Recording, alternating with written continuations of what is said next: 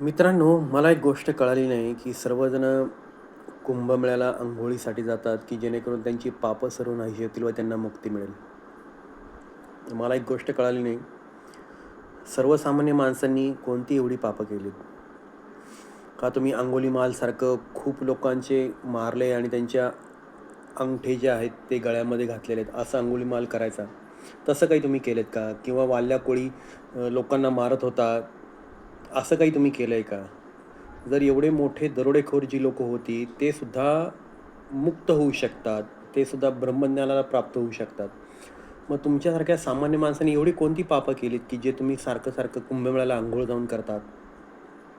तुम्ही कोणतेही पाप केलेले नाही. तुम्ही पापमुक्त ऑलरेडी आहात.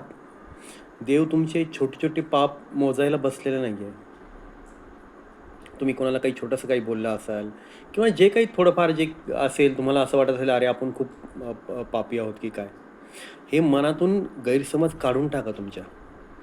तुमच्या मनातून ही सगळी जोपर्यंत आपण पापी आहोत ही भावना निघत नाही ना, तोपर्यंत तुमचं कल्याण होऊ शकणार नाही. आणि सारखं-सारखं कुंभमेळ्याला जाऊन अंघोळ काय करताय? तुमच्यासारखे पुण्यवान तुम्ही आहात. रोज चांगलं तुम्ही जीवन जगत आहात. संसार करून तुम्ही नामस्मरण करत असाल, थोडीफार जी पूजा करत असाल, तेही तुम्ही करत आहात. मग स्वतःला पापी म्हणून एवढं हिणवता का? त्याचं काय कारण आहे? हे सगळं सोडून द्या.